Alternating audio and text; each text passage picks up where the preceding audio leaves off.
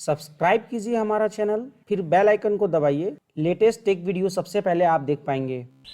Friends, गर्मी तो बहुत तेज़ी से बढ़ रहा है। अगर आप लेना चाहते हैं एक एयर कूलर तो कौन सा एयर कूलर लें, क्योंकि मार्केट में तो बहुत सारी ब्रांडेड और नॉन ब्रांडेड कूलर भी अवेलेबल है। तो कौन सा कूलर लेने से आपके बजट के हिसाब से, आपके पावर कंजम्पशन के हिसाब से, आपके स्पेस के हिसाब से और भी काफ़ी सारे रिक्वायरमेंट है उनके हिसाब से बेस्ट होगा। तो आज इस वीडियो में हम लोग इसी के बारे में डिस्कशन करने वाले हैं।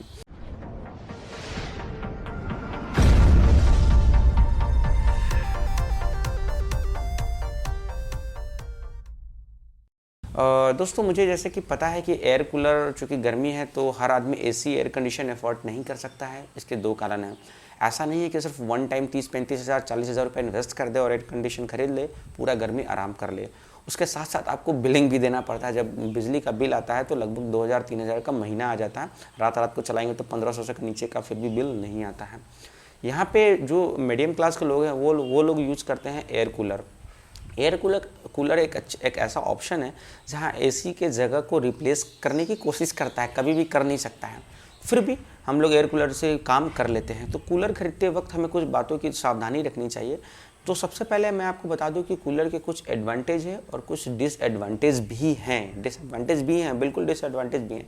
तो एडवांटेज बताने से पहले मैं आपको डिसएडवांटेज इसलिए बता देता हूं क्योंकि कुछ लोग वीडियो को पूरा नहीं देखते हैं, बीच में स्किप कर देते हैं, छोड़ देते हैं। तो आप कूलर खरीद लेंगे उससे पहले आपको कुछ डिसएडवांटेज के बारे में जान लीजिए। जो कूलर जो आप खरीदते हैं तो वो वैसे एरिया के लिए नहीं है जहाँ ह्यूमिडिटी बहुत ज़्यादा है। अगर मतलब एयर में नमी है तो वैसे एरिया के लिए कूलर ठीक नहीं होता है। वहाँ पे कूलिंग आपको बेस्ट नहीं मिलेगी, चाहे कितने भी अच्छे ब्रांड की आप कूलर ले लें। आपको पता होगा कि कूलर जब आप यूज़ करते हैं तो उसमें वाटर का एक हल्का सा स्प्रे जैसा कुछ होता है, तो ऑलरेडी वो एरिया को क्या करता है, वो ह्यूमिडिटी को वहाँ पे बढ़ाता है। तो अगर एयर में आपके मॉइस्चर ज़्यादा है, ह्यूमिडिटी ज़्यादा है, तो वहाँ पे वो चीज़ आप यूज़ नहीं कर सकते। ह्यूमिडिटी वाले एरिया में एयर कूलर काम अच्छे से नहीं करेगा, फिर वहाँ आपको एसी ही लगाना पड़ेगा। दूसरा जो डिसएडवांटेज ये है कि इसका मेंटेनेंस, इसका जो एयर कूलर का मेंटेनेंस है ना, वो बहुत ज़्यादा होता है। एटलीस्ट मुझे जैसे कि पता है कि वो उसमें हर रोज़ उसमें आपको पानी डालना पड़ेगा। अगर पानी का टैंकर भी कम है तब तो आप और भी परेशान हो जाएंगे, लेकिन पानी डालना रोज़ है। अभी अगर कुछ ऐसे जगह है जहाँ पानी बदल नहीं सकते हैं, वहाँ पे मिट्टी का तेल डालना और वगैरह वगैरह, ताकि उससे कुछ गंदगी ना फैले, कुछ मच्छर ना आए, कुछ बीमारी ना फैले। ये सब का भी मेंटेनेंस का आपको ध्यान रखना चाहिए। जो तीसरा सबसे बड़ा डिसएडवांटेज है ना, उसका नॉइस। जब उसको आप चलाइएगा ना, अगर कोई लोकल कूलर ले लीजिएगा तो इतना आवाज़ करेगा कि आपका कान एकदम फट जाएगा इस हिसाब से।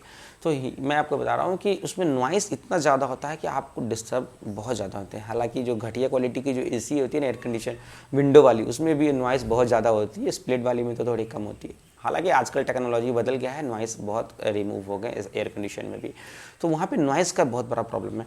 और चौथा जो डिसएडवांटेज है ना, वो बहुत बड़ा डिसएडवांटेज है जो मैं खुद फील करता हूँ। अगर एयर कूलर का जो एयर अगर डायरेक्ट आप अपने बॉडी पे लेते हो, मतलब डायरेक्ट उसका हवा अगर आपके बॉडी पे लगता है, तो आपके पूरे बॉडी में पेन होने लगेगा, अजीब सा पेन फील करेंगे। आप रात भर सो के देखिए, सुबह में आपको लगेगा अरे यार पूरा बॉडी में क्या पेन हो रहा है। तो ये चीज़ हो जाता है। ये चार बहुत बड़ा डिसएडवांटेज है। अब आप सोच लीजिए आपको एयर कूलर खरीदना चाहिए या फिर नहीं। वैसे इसके एडवांटेज की हम बात करें तो सबसे इंपॉर्टेंट बात कि गर्मी है भाई, पंखा में तो काम चलेगा नहीं, एयर कंडीशन खरीद नहीं सकते हैं। खरीद लेंगे भी तो बिजली का बिल हम भर नहीं सकते हैं, तब मुझे ज़रूरत पड़ जाती है एयर कूलर की। एयर कूलर हमें फ़िलहाल जो गर्मी है उससे राहत दे देता है। अब यहाँ पे एयर कूलर हम क्यों खरीदे, देखिए इसके लिए कुछ एडवांटेज है। मैंने सारे एडवांटेज डिसएडवांटेज, क्यों खरीदना चाहिए, बाइंग गाइड, कैसे ले, कौन सा एयर कूलर बेस्ट होगा, नहीं, सारा का मैं एक ब्लॉग लिख दिया हूँ। वीडियो के नीचे डिस्क्रिप्शन में उसका लिंक है, तो मेरे ब्लॉग पे चले जाइए, वहाँ पे सारा मैंने डिटेल लिख दिया हूँ। और कुछ एडवांटेज की बात करें तो मैं आपको बता देता हूँ कि क्या क्या एडवांटेज है। मैं अपने ब्लॉग से ही आपको देख के बताता हूँ। जनरली एडवांटेज की हम बात करेंगे तो वो एसी के कंपैरिजन में ही करेंगे, क्योंकि एयर कंडीशन भी गर्मी से राहत देता है और एयर कूलर भी देता है।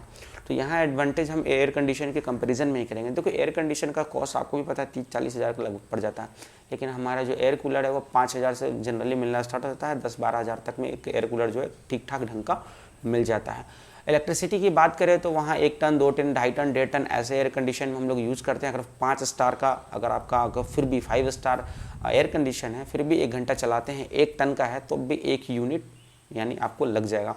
लेकिन अगर एयर कूलर की बात करें तो वहाँ पे 100 से 200, 250, 300 जो होता है ये वाट के अंदर में ही एयर कूलर मिल जाता है। अच्छी कंपनी के लेंगे तो 200 वाट के नीचे में ही सारा एयर कूलर उसका अवेलेबल होता है। कुछ मैं ब्रांड के बारे में भी आपको इस वीडियो क्लास में बताऊंगा कि कौन सा एयर कूलर आपको लेना चाहिए, बेस्ट होगा। तो वो तो पहले एडवांटेज हम लोग जान लेते हैं। तो यही चीज़ है। तो आपको एक तो बिजली की बचत काफ़ी कम हो गई एयर कूलर में, एयर कंडीशन की मतलब कंपैरिजन में। इसके बाद नॉइज़ की जो बात है, अच्छे वाले एयर कूलर लेंगे तो ऐसा नहीं है कि उसमें बहुत तेज़ आवाज़ होता है, बहुत लो, जैसे फ़ैन स्पीड में जैसा आवाज़ करता है उतना ही आवाज़ आता है। कुछ लोगों को तो आदत हो जाता है कि जब तक सर्दी हो या गर्मी, फ़ैन जब तक आवाज़ नहीं कान में पड़ेगा उसको उनको नींद नहीं आएगी, आदत हो जाती है। तो खैर वो वैसे ही कूलर जैसा भी है, जब कूलर में भी जैसे कुछ आवाज़ नहीं आएगी तब तक उनको नींद नहीं आएगी। तो वही थोड़ा सा आवाज़ तो होगा ही होगा। बाकी अगर एडवांटेज की हम बात करें तो एयर कूलर बहुत पोर्टेबल है, लेकिन एयर कंडीशन पोर्टेबल नहीं है। एक बार घर में आप फिक्स कर लेते हैं तो उनको बार बार दूसरे रूम तीसरे रूम में शिफ्ट नहीं कर सकते हैं। लेकिन इसमें कूलर में ट्रॉली लगा होता है, तो आप जब चाहें उसको मूव करके एक रूम से दूसरे रूम तीसरे रूम आप वगैरह वगैरह आप कर सकते हैं। और बाकी एडवांटेज की बात करें तो इसमें एडवांटेज ही है। आपको सबसे बड़ा क्या एडवांटेज बताओ, गर्मी से राहत दे रहा है और कुछ भी एडवांटेज नहीं, सब बेकार की बातें हैं। ठीक है, तो एयर कूलर आप खरीदना चाहते हैं तो नीचे खरीद लीजिए। मैं कुछ नीचे लिंक भी दे रहा हूँ, बाय लिंक, वहाँ से भी आप जाके खरीद सकते हैं। मेरा वेबसाइट पे भी सारे डिटेल दिया हुआ है, वहाँ से भी जाके आप खरीद सकते हैं। अब हम बात करते हैं टाइप्स ऑफ एयर कूलर की। वैसे तो एयर कूलर 2 टाइप के ही होते हैं, लेकिन मैं आपको यहाँ 3 टाइप में बता रहा हूँ कि 3 टाइप के एयर कूलर होते हैं। पहला जो होता है वो होता है होम एयर कूलर, जिसको हम लोग पर्सनल एयर कूलर भी बोलते हैं। उसके बारे में थोड़ा जान लेते हैं। इसका जो साइज़ होता है वो बिल्कुल छोटा साइज़ का होता है। इसकी वाटर टैंक की जो कैपेसिटी होती है 20 से 30 लीटर की होती है, और प्राइस बहुत ज़्यादा नहीं होता, 5000 6000 तक में या बिलो तक में ये मिल जाता है। तो ये एक छोटा सा, अगर आपका स्मॉल साइजेस रूम है तो आप वहाँ पे वो कूलर यूज़ कर सकते हैं, और पानी भी बहुत ज़्यादा नहीं होता, बहुत ज़्यादा मेंटेनेंस की ज़रूरत नहीं पड़ती है। सेकंड नंबर का जो कूलर होता है वो डिजर्ट एयर कूलर होता है। इसकी जो मीडियम जो साइज़ का रूम होता है, या फिर उससे बड़ा जो मीडियम और लार्ज जो रूम होता है, उसमें हम लोग डिजर्ट एयर कूलर यूज़ करते हैं। ज़्यादा जो बिकने वाले एयर कूलर वो डिजर्ट एयर कूलर ही है, क्योंकि ये मिड रेंज वाली और सबसे बढ़िया एयर कूलर माना जाता है। डिजर्ट एयर कूलर की जो कैपेसिटी होती है वाटर टैंक की, वो होती है जनरली 40 से 50 से 60 लीटर, 40 से 60 लीटर के बीच में होती है। इस एयर कूलर की प्राइस की बात करें तो ये 8000 से मिलना स्टार्ट हो जाता है और 12-13 हज़ार तक ये मिलता है। तीसरे नंबर की एयर कूलर की हम बात करें तो वो होता है एक टावर एयर कूलर। इस साइज़ में ऐसे काफ़ी लंबा होता है और इसमें कुछ काम का होता नहीं है, बस सिर्फ लंबा होता है। जनरली इसका यूज़ हम लोग तब करते हैं जब हम लोग कुछ टेबल पे या फिर सोफे वगैरह पे बैठते हैं, कुछ बात करते हैं, वहाँ पे हम लोग ऐसा कूलर का यूज़ करते हैं। जनरली कूलर का जो जगह है ना वो घर से बाहर है, यानी कुछ विंडो से बाहर आप लगाइए। अगर किसी घर के अंदर में कूलर लगाते हैं तो बाहर का जो एयर है ना, जो फ्रेश एयर है, उसको आप वो कैप्चर नहीं करेगा, तो घर के अंदर का एयर को वो कैप्चर करेगा, तो घर जो है आपका गर्म हो जाएगा। इसलिए कोशिश हमेशा करें कि जो आपका जो कूलर है उसको घर से बाहर की तरफ आप लगाएं, ताकि फ्रेश एयर को वो कैप्चर करेगा और उसको फिर आपको वहाँ पे देगा। साइड में आप देखे होंगे 3 साइड से कूलिंग पैड लगे होते हैं, कभी वुड वाले लगे होते हैं, उसको हम लोग अपने यहाँ खस बोलते हैं, पता नहीं आप लोग क्या बोलते हैं। तो वो जो खस होते हैं वो भी मेंटेनेंस वाले होते हैं। जो सस्ते वाले खस होते हैं ना, वो आपको हर साल बदलना पड़ेगा। कभी कभी ज़्यादा यूज़ करते हैं तो 6 महीना में 3 महीना में आपको हर महीने भी आपको बदलना पड़ सकता है। यानी साल में अगर एक सीज़न की बात करें तो 2-3 बार आपको बदलना पड़ जाएगा। तो अच्छे क्वालिटी की खस ले, ताकि जो बाहर का जो एयर है, फ्रेश एयर को वो फिल्टर करके अच्छे से एक ले सके और बढ़िया आपको एयर, ठंडी हवा जो बढ़िया आपको दे सके। तो हमें उम्मीद है कि ये कुछ आपको सजेशन, कुछ मेरे हिसाब से जो मेरा ओपिनियन है वो मैं आपको बता दिया हूँ। जो नीचे लिंक दिया हुआ बाइंग लिंक, वो किसी भी सर्टिफाई लिंक नहीं है, वो जो मैं पर्सनल फील किया हूँ, जो मुझे पता है, और कोई स्पॉन्सर्ड ये वीडियोस नहीं है, आपको पता ही होगा। तो उसके हिसाब से मैं सजेस्ट किया हूँ, क्योंकि मैं अक्सर फ्रेंड्स के लिए, फैमिली में अभी अपने 2-4 घरों में जो यूज करते हैं, तो उनके लिए मैं जो ख़रीदा हूँ, जो फील किया हूँ, वो मैं यूज किया हूँ, वो मैं आपको इस वीडियो में बताया हूँ।